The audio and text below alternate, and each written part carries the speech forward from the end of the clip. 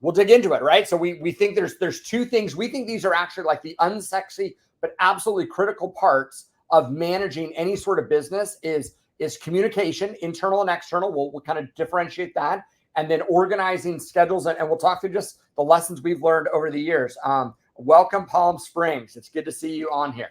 All right, so number one, the perfect schedule. I mean, Katrina, walk us through, like, when we talk about scheduling, we certainly break it out, right? And they can see a little bit on here, but how do you think through whenever somebody comes into your office and says, my schedule's a mess, coach me on how to manage my schedule? What do you start with? Yeah. So in some ways, when it's specifically about, it can be anyone. This kind of is a little bit more communication with team, but since you asked that question, I want to see, what does your calendar look like? And when do you have the important things scheduled? And when do you have time blocks to allow for the urgent?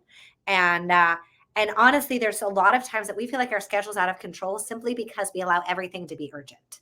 And we don't ever actually get to the important.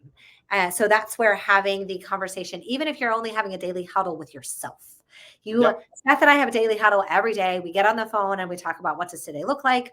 What did yesterday look like? What do we need to debrief on? What do we need to work on? All of those pieces.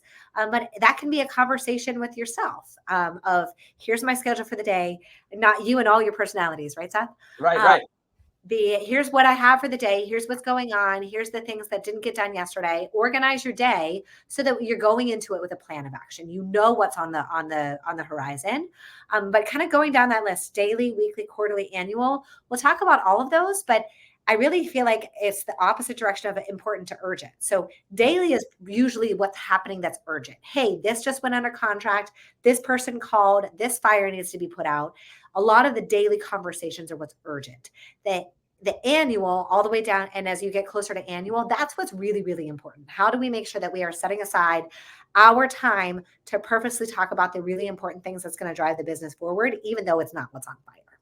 Yeah. So I want you to think about, if you have a small team right now, right? You've got people that report to you. You're a part of a team. You might say, we're killing it, all of these, right? And you might say, here's where we're weak. Here's where there's some opportunity to grow. Maybe, hey, we talk every day, and it feels like our business, like we're always putting out fires. But when's the last time that we had sort of a quarterly review of how we're doing, where there's a little bit of, hey, we just climbed a really big hill in the last quarter. Like, when's the celebrations happen? Or when is sort of an annual recalibration of the business? Or how am I doing as an employer? How am I doing as a boss, right? So think of these as they're all rhythms that if we don't have them inside of our business, then something starts to break down in how we're collaborating with our team. By the way, you could look at this same thing and apply this to your personal relationships, right? You could apply this in your marriage. What do your daily rituals look like? Your weekly rituals, quarterly and annual, inside of any relationship? It matters, but the business relationship